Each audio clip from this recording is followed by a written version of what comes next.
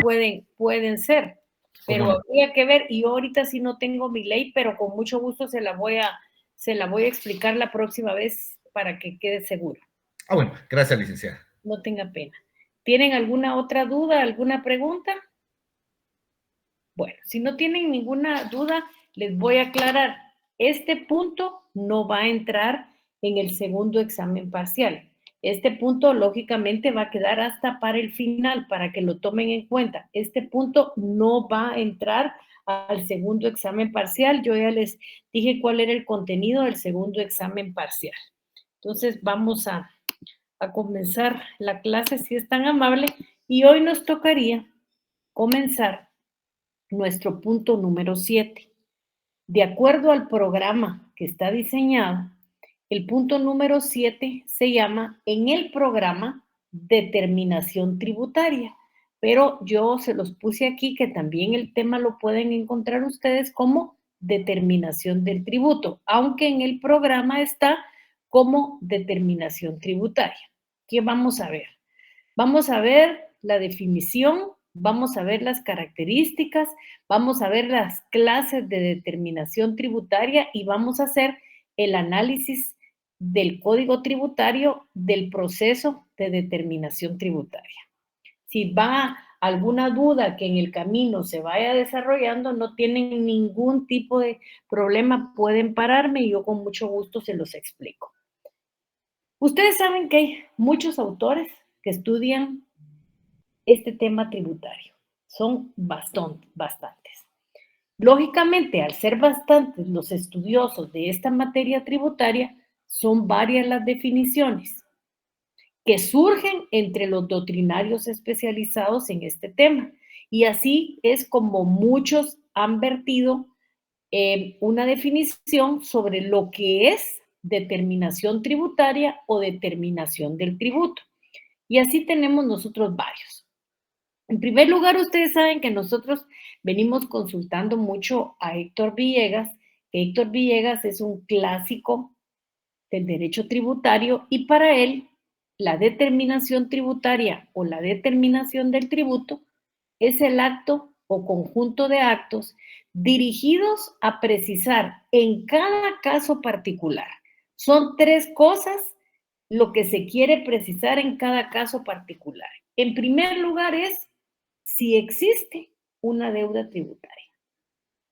Lógicamente, si existe, poder determinar quién es el obligado a pagar el tributo. Y con eso nosotros estaríamos, lógicamente, identificando al sujeto pasivo. Y en tercer lugar sería, ¿cuál es el importe de la deuda? No sé si alguien tocó porque quiere entrar o porque me quiere hablar o será alguna otra cosa. ¿Me pueden explicar ahí? ¿Alguien quiere tomar la palabra? ¿Por eso se oyó esa campana o qué sería? Bueno, vamos a ver si es algo por aquí.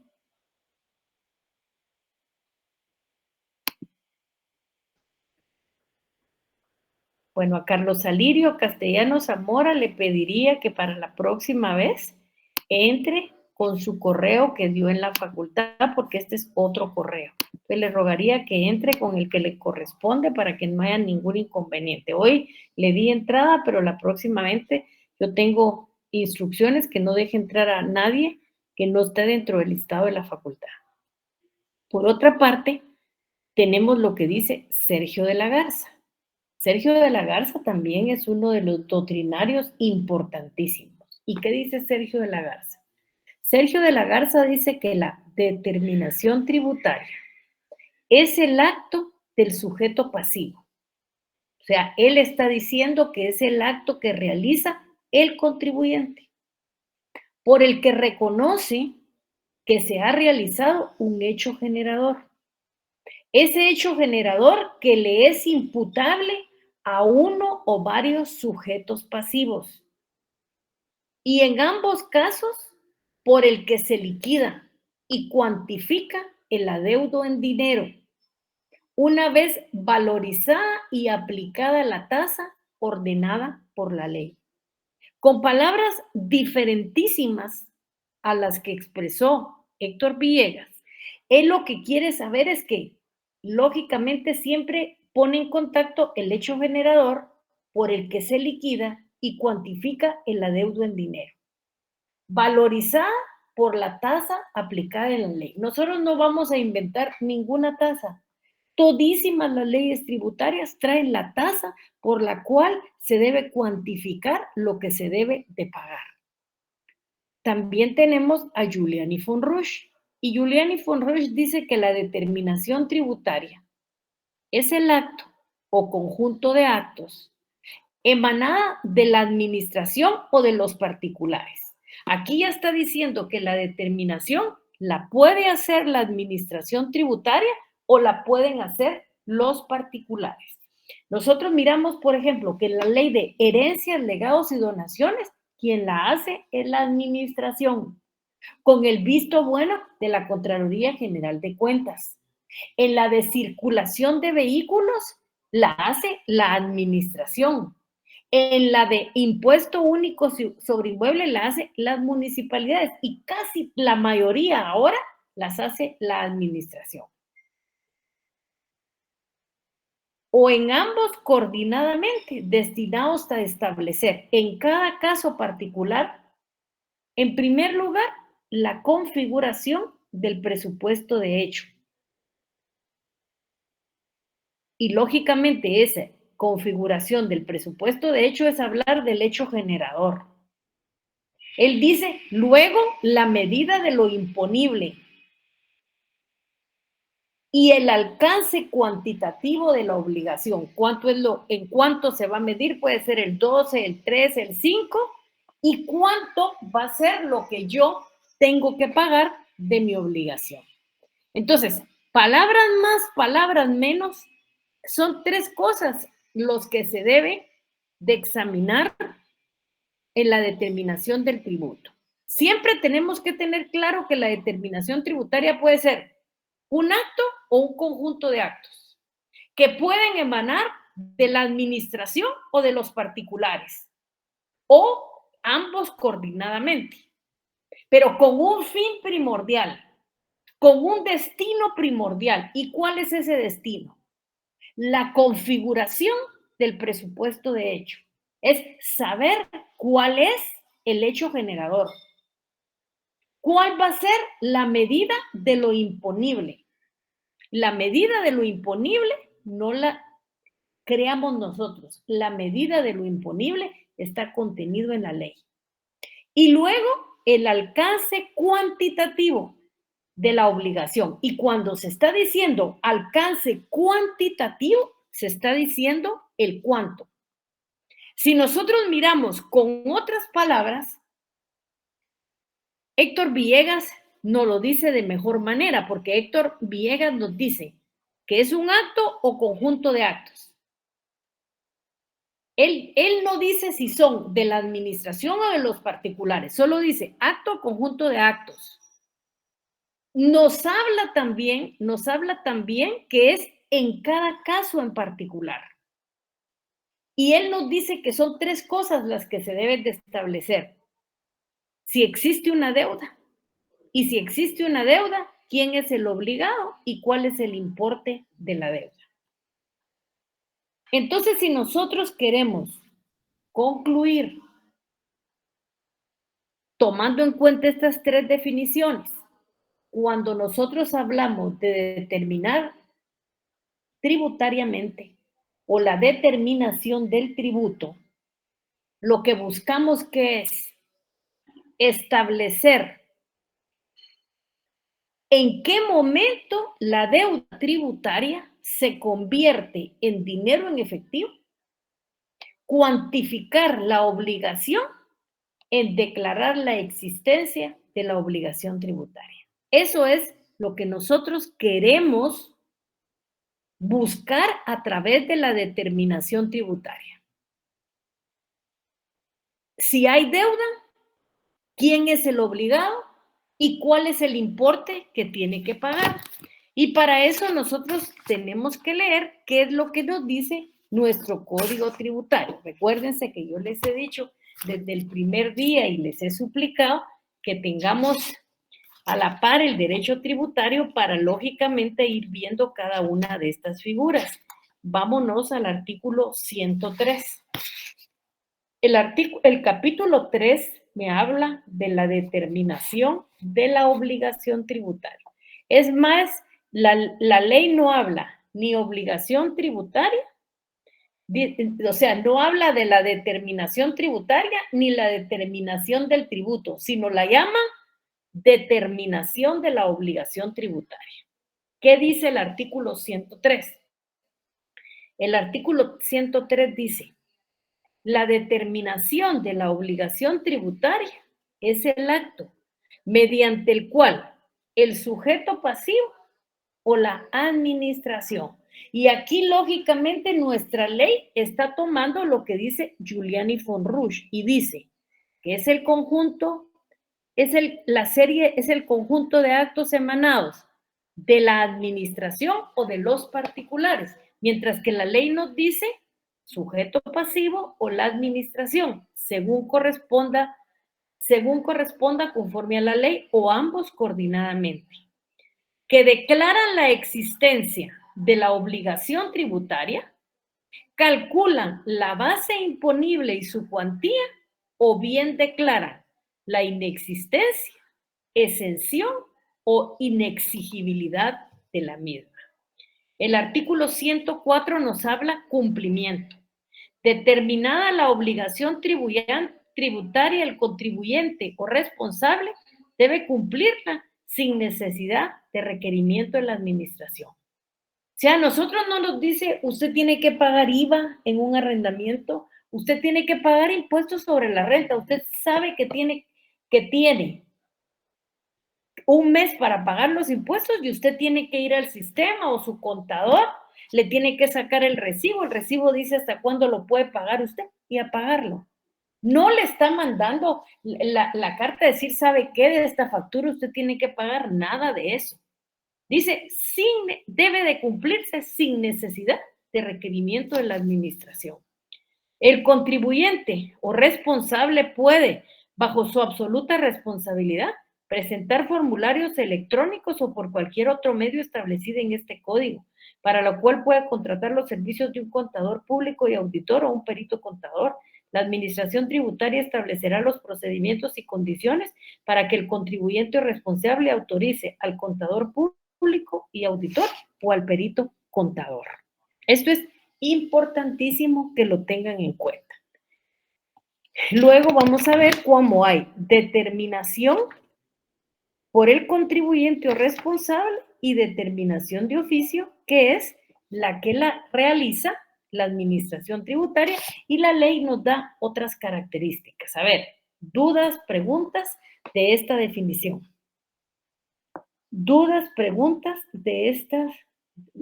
preguntas de esta definición. ¿Tenemos alguna? Bueno. Nuestro código, ya les dije que lo dice en el artículo 103. Y también lo habla del cumplimiento en el artículo 104. Ahora, ¿cuáles son las características? En primer lugar, si ustedes miran las tres definiciones, podemos determinar que es un acto o conjunto de actos. ¿Qué es lo que dice Héctor Villegas al respecto de un acto o conjunto de actos? Héctor Villegas dice que la determinación tributaria puede ser un acto singular que puede emanar del obligado o de la administración. Y él cita un ejemplo. Él dice, esto se da en los tributos fijos, en donde la tarea es constatar el hecho imponible. Una vez constatado, se debe calificar y luego será posible identificar la cantidad a ingresar señalada por la ley. Pero si por el contrario está constituida por un conjunto de actos o varios actos, necesitará de una serie de actos mediante los cuales se identificarán hechos imponibles, pues aquí no serás uno solo, y por medio de una división mediante la aplicación alícuota, contar con el importe correspondiente. Miremos, por ejemplo, si es una persona que tiene 2, 3, 4, 5 bienes inmuebles que va a alquilar, lógicamente, esto particularmente tendrá que irse trabajando todos los arrendamientos. ¿Para qué? Para luego sumarlos y dividir mediante la aplicación de una alícuota cuánto le corresponde pagar del impuesto sobre la renta. Aquí es bien importante que ustedes pongan atención en esto y es bien importante subrayar y hacer énfasis en algo, en que de cada caso en particular sabemos de antemano que la norma a aplicar tiene dos normas bien diferenciadas. ¿Y cuáles son? Primero es la enunciación de un hecho hipotético. Pongamos el ejemplo, miremos la ley más sencilla, la ley del impuesto único sobre inmuebles. ¿Qué dice? Ahí dice que la persona que sea propietaria o poseedora o usufructuaria de un bien inmueble va a pagar el impuesto. Eso es lo que dice la norma. Pero ahí no dice que Juan Pérez sea el que va a pagar impuestos. ¿Por qué? Porque es una enunciación de un supuesto hipotético. Y la segunda parte es un mandato de pago consecuente al acaecimiento fáctico del supuesto. ¿Qué quiere decir eso? Que si yo en la realidad, como un acaecimiento fáctico, resulta que soy propietario o poseedora o usufructuario, en automático eso es un mandato de pago. Y yo debo de cumplir, lógicamente, con la obligación tributaria. Esta conclusión, esta característica nos llega a una conclusión. ¿A qué conclusión? Esta característica que se llama, que es un acto o conjunto de actos, que en cada caso en particular se aplica con dos partes, la enunciación fáctica contenida en la ley y el mandato consecuente al acaecimiento fáctico del supuesto. Dicho en otras palabras, lo contenido en la ley y lo que en realidad sucede, que es ese acaecimiento fáctico, que es en la realidad que yo soy propietaria de un bien inmueble. Y esa característica, que es un acto o conjunto de actos, nos llega a concluir que la determinación tributaria, que la determinación del tributo o la determinación de una obligación tributaria, como lo dice el Código Tributario, es insustituible y es de ineludible cumplimiento. No cumplo. El fisco o la administración tributaria tiene todos los procedimientos necesarios para que yo cumpla, hoy, mañana o pasado, pero voy a cumplir. La segunda característica que llegamos a establecer mediante la determinación tributaria es si existe una deuda tributaria. Y aquí nosotros estamos ante una hipótesis legislativamente plasmada y una circunstancia fácticamente sucedida. Surgiendo entonces la duda si se debe para responder, para lo cual será necesario cerciorarse de que el acontecimiento fenoménico, el fenómeno contenido en la ley, encuadró exactamente en la hipótesis.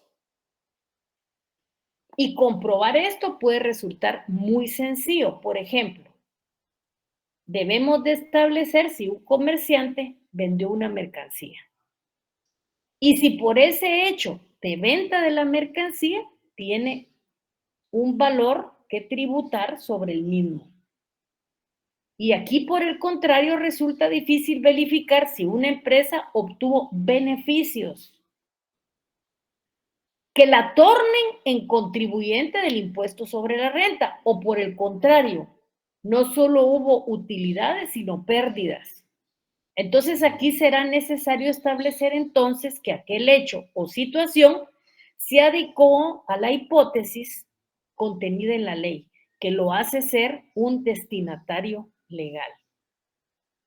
También nos interesa saber, y nuestra ley lo dice en el artículo 103, si no está eximido de tributos por alguna circunstancia preestablecida por la ley que no ha producido una causa extintiva de la obligación. Y eso nosotros lo poder claramente determinar. Por ejemplo, si la Universidad de San Carlos de Guatemala tiene un bien inmueble, pero está contenida dentro de las exenciones generales de la ley, no paga. Hay una exención particular. ¿Y cuál es esa exención particular? La misma ley dice que cuando un bien inmueble está dentro del precio de 1 centavo a 2,000 quetzales, está exento. Y eso lo tenemos que tener bien claro y eso lo dice la ley. ¿Qué dice la ley? Se los vuelvo a repetir, el artículo 103 dice: la determinación de la obligación tributaria es el acto mediante el cual el sujeto pasivo o la administración tributaria, según corresponda conforme a la ley o ambos coordinadamente, declaran la existencia de la obligación tributaria, calculan la base imponible y su cuantía, o bien declaran la inexistencia, la exención o la inexigibilidad de la misma. Y aquí entonces ahora nos debemos de hacer bien sencillo, que dice quién es el obligado. Asunto también de trascendental importancia que debe dilucidar el determinador. Atento a la innegable realidad legislativa actual, de que no siempre el realizador del hecho imponible o el destinatario legal del tributo es aquel quien el legislador coloca en el polo negativo de la relación jurídica tributaria, como sujeto pasivo, siendo este último el único vinculado obligacionalmente ante el fisco. Sí es cierto que la obligación tributaria es siempre personal y el se debe tiene forzosamente que transformarse en alguien que debe. A ese alguien que debe, nosotros lo debemos de identificar bien, bien, como el al que debe y que tiene que pagar la deuda. La tercera característica es el importe de la deuda. Este es un resultado final. Y un resultado final de este proceso, la determinación tributaria, que muchos especialistas la llaman como liquidación. Si alguien debe, es necesario dar contenido patrimonial a lo que adeuda. Si alguien debe, necesita pagarlo en quetzales. Por eso la mayoría de tratadistas estudiosos de esta materia llegan a coincidir en afirmar que el procedimiento puede considerarse concluido cuando podemos afirmar que alguien debe cierta cantidad de dinero. La naturaleza jurídica de la determinación tributaria. Ustedes saben que la naturaleza jurídica de la determinación tributaria básicamente está formada por las teorías que permiten discutir el tema, que hace que ciertos estudiosos del derecho estén de acuerdo con una teoría y otros están con otra teoría. Aquí hay dos teorías para enfocar la naturaleza jurídica de la determinación tributaria. ¿Y cuáles son esas dos? Primero, la teoría del acto o efecto declarativo. Y segundo, la teoría del acto o efecto constitutivo. Hasta lo que vamos aquí, ¿alguna duda, alguna pregunta? Algo que no les hubiera quedado claro, ¿alguna duda o alguna pregunta? Algo que no les hubiera quedado claro. Bueno, Entonces ahorita vamos a pasar a cuál es la teoría del acto o efecto declarativo. ¿Cuándo tiene lugar la deuda imponible? La deuda imponible tiene lugar cuando se da la circunstancia de hecho que según la norma jurídica origina el nacimiento del tributo. Miremos por aquí, con esa ley del impuesto sobre la renta, bien claro el asunto. ¿Qué mira lógicamente la norma jurídica? La norma jurídica dice que el propietario o poseedor o usufructuario de bienes inmuebles tiene que pagar un impuesto. Entonces, ¿cuál es esa circunstancia de hecho que tiene la norma? Que el propietario, que el poseedor o el usufructuario paga el impuesto. Y lógicamente, como dice esto, origina el nacimiento del tributo. No se requiere ninguna manifestación de la administración. Y eso es uno de los aspectos en los cuales está referido el artículo 104 cuando dice, determinada la obligación tributaria, el contribuyente o responsable debe cumplirla sin necesidad de requerimiento por parte de la administración. Eso es lo que nos da el artículo 104, que es un artículo bien importante y que lo tenemos que tener claro. Por aparte o en contraposición, tenemos la otra teoría. ¿Y cuál es la otra teoría? La otra teoría se llama teoría del acto o efecto constitutivo. No es suficiente que se cumplan las circunstancias de hecho previstas en la ley como determinantes del tributo, sino que es necesario un acto expreso por parte de la administración tributaria. Como en la teoría del acto o efecto declarativo, no se requiere manifestación de la administración, pero en el constitutivo sí. Ese acto expreso declarará el acto o señalará el monto. Y yo les pongo un ejemplo. Les dije a ustedes, y ahí se da bien claro, que cuando se va a pagar el impuesto de herencias, legados y donaciones, ustedes no tienen nada que hacer. Ustedes van a aportar todos los elementos que le permitan a la dirección de herencias, legados y donaciones hacer la liquidación. Va a hacer la liquidación con el visto bueno de la Contraloría de Cuentas y ya solo le notificará a usted para que usted lo pague. Pero usted necesita, lógicamente, que la administración le notifique que su liquidación ha sido debidamente aprobada. Y ese acto expreso declarará por qué está pagando y señalará el monto de lo que tiene que pagar. Y es más, si en 10 días no lo paga, corre y va de nuevo. Ahora, clases, procedimientos o formas. Para referirnos a las clases de la determinación tributaria, vamos a tomar como punto de partida la definición propuesta por el profesor Giuliani von Rusch. Por suerte que la determinación puede ser verificada mediante 3 clásicas formas. Por el sujeto pasivo, de oficio por la administración tributaria o la mixta que incluye trabajo del sujeto pasivo y de la administración tributaria. Considerando que el día de mañana ustedes tienen un examen muy importante y todas las vueltas de esto y todo lo que nos está pasando en el país, yo les dejaría, si ustedes quieren, yo les dejaría aquí para que tengan media hora para estudiar. Ustedes me dicen. Muchísimas gracias, licenciada. Gracias, licenciada. Sí, alguien me levantó la mano ahí, creo que el Viamanda, creo. ¿Levantó alguien la mano? Gómez, como que vi ahí, hizo alguna pregunta antes de irnos.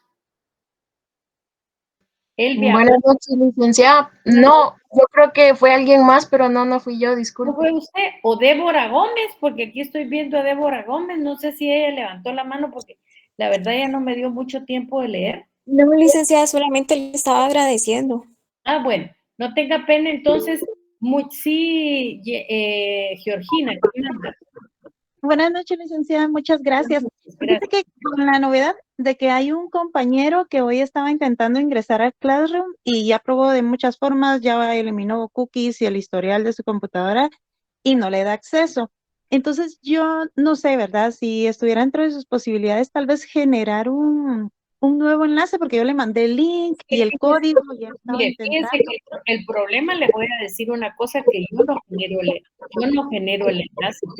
El enlace lo generó la facultad y es el enlace con el que tienen todos. Si lógicamente él no puede ingresar, es que él no es alumno de la facultad. Fíjese que sí se Y examinó. es Bueno, más, ahí está levantando la mano también. aquí me está levantando, es Oliver Rubén Ramírez Baten, o sea, sí entró.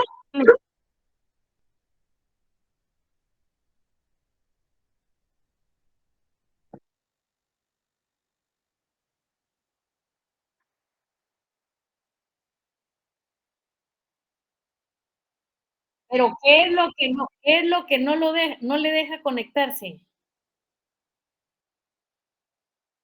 Pero si ese no, o sea, nada que tiene que ver el examen, nada que tiene que ver el examen con la clase. Es completamente diferente y el examen va a ser hasta el día lunes. Es al tablón de Classroom, licenciada, le sale un error como de que ya la clase, sí, porque así aparece como la clase en Classroom, ¿verdad? Entonces, ¿qué le pasa? ¿Es clase o es examen? Porque mire, no acabo de ver que él entró a la sección B y luego entró a la sección A y aquí está. Entonces, si no podía entrar, ¿cuál es el asunto? O sea, no entiendo, porque si no puede entrar a la clase, ¿por qué entró a la B y ahora entró a la A? Pues fíjese, licenciada, que tal vez ahí es donde nos confundimos en el lenguaje, ¿verdad? Porque el mensaje que sale, como es con la plataforma, ¿verdad? Le advierte a uno que la clase, o sea, el espacio en Classroom, ya alcanzó el máximo, ¿verdad? Pero la vez pasada confirmó usted de que hay espacio para como 800 estudiantes. Mire, no, yo les digo una cosa, mire, en primer lugar, no cree que usted que estamos demasiado anticipados al examen, porque es dentro de una semana, y no puede ser que esté así, porque le cuento que yo cambié correo. O sea, ustedes tenían problema con un correo y yo creé un correo solo para esto. Entonces, realmente le digo, yo voy a hacer la consulta mañana, pero entonces no estamos hablando de la clase, estamos hablando del examen. Sí, del Classroom donde se va a publicar el examen el próximo lunes. Pero si es un correo nuevo, ¿cómo puede estar saturado si es un correo nuevo y es el primer examen que yo voy a hacer ahí? Sí, algo ha de haber pasado, licenciada, y solo para comentarle y ver si existía esa posibilidad para intentar de otra forma, ¿verdad? Pero si no, vamos a seguir intentando con Rubén, a ver de qué otra manera. Ahora no cree usted que si el examen va a ser hasta la semana entrante, están como muy anticipados haciendo esto. Porque le digo una cosa, mire pues, el problema fue la vez pasada. Me dijeron que el correo estaba saturado. Yo ya fui a la facultad y lo cambiaron. O sea, no estoy trabajando sobre el mismo correo. Entonces, ¿qué saturado puede ser si es el primer examen? No entiendo yo honestamente. Y a mí el mensaje que me mandó él era que no podía entrar a la clase y quería entrar a la clase, dijeron que estaba entrando a la clase A y luego lo vi yo en la sección B. Entonces, honestamente, no sé.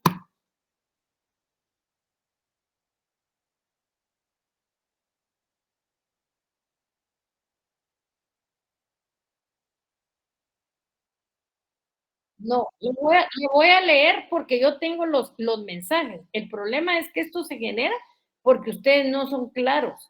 Mire pues, aquí tengo lo que usted escribió. El motivo de este mensaje es que tuve un inconveniente con el link para ingresar a Classroom de Derecho Tributario sección A. Dice que la clase está llena y no me permite ingresar. Cuando en un inicio ya está adentro, pero al momento de revisar no aparecía la clase. Sí, no es demasiada la molestia. Ahora, yo les digo una cosa, yo no he cargado el examen. O sea, ¿cómo van a entrar si yo no he cargado el examen? Si el examen, no sé si sabe, pero el examen va a ser hasta el lunes 16. Sí, licenciada, es que fíjese que todos ya tuvimos acceso al Classroom, ¿verdad? Que es como el salón de clase donde se va a publicar el examen.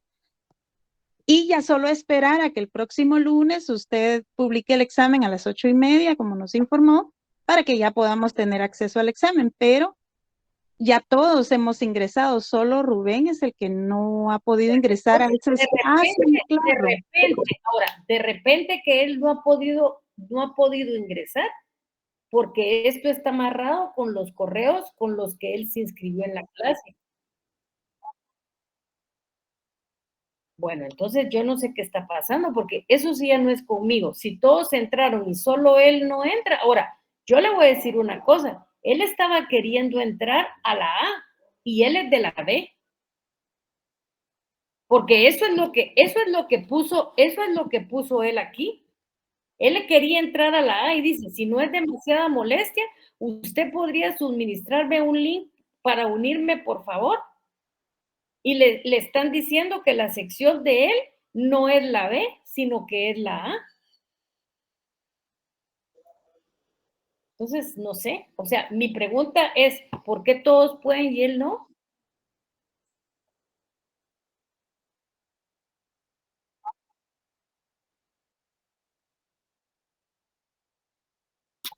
Yo lo voy a consultar a la facultad, porque honestamente no sé qué está pasando. Oliver, y aunque como ustedes dicen, yo no sé de computadora, no, yo soy abogada, no soy técnica, y si todos entraron, ¿por qué no entró él? Oliver Rubén, ¿usted en qué sección aparece apuntado? Entonces, si es en la A, ¿por qué se metió a la B?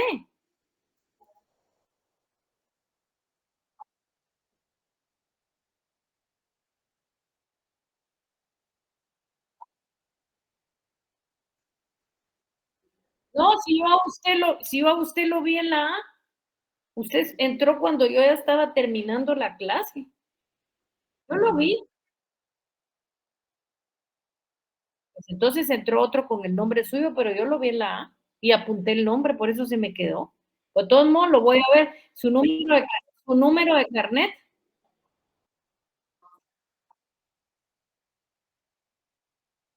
Espéreme, 2019 CER, aquí está, 2019 04560. Ahora mi pregunta es la siguiente, ¿usted está entrando con el correo institucional? Bueno, yo mañana le voy a ver cuál es su teléfono.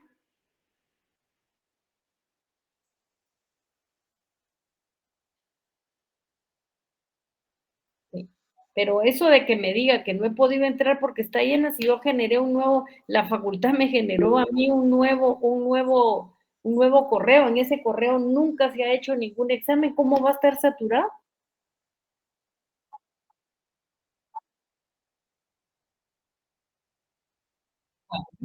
Yo honestamente le digo, voy a hacer la consulta mañana a la facultad porque no sé qué es lo que está pasando.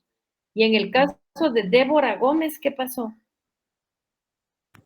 Gracias, licenciada. Fíjese que a mí también me aparece el mismo error. Lamentablemente yo no ingresé al Classroom en el momento que enviaron el código, sino que hasta ayer por la noche, antes de que iba a ser la hora del examen, ¿verdad? Que se había dicho, yo intenté, pero me aparece que no se puede tampoco, me aparece que ya no existe la clase. Entonces, no sé, me imagino que va a ser un error de Classroom.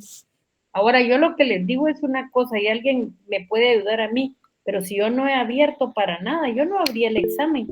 ¿Cómo quería que el examen le apareciera? Sí, Héctor Emanuel. Es que aquí hay, buenas noches, licenciada. Es que aquí hay una como que confusión, no hablan como que muy claro. El problema aquí es de que, o sea, sí usted compartió el enlace nuevo sin problemas, de sí pudimos ingresar en la mayor parte de la sección, pero aquí lo que miro es de que como intentaron entrar hasta ayer o hasta hoy, el enlace y tanto el código como el enlace ya caducó, o sea, tampoco me imagino que por parte de seguridad de Classroom se bloquea el enlace pasado cierto tiempo.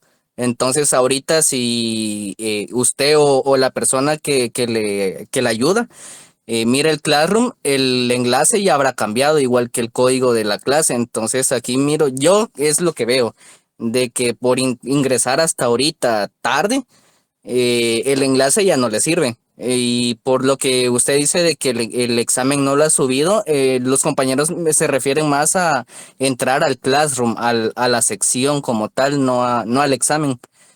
Vale. Entonces, vamos a ver qué vamos a hacer con eso. Muchas gracias. Usted me explicó bien cuál es el asunto. Entonces, yo voy a tratar de ver cómo lo soluciono. Voy a averiguar mañana en la facultad y luego les digo, porque es un correo completamente nuevo, que fue lo que la facultad me dijo. Me dijo que eliminara el correo que yo venía trabajando y creara un correo nuevo.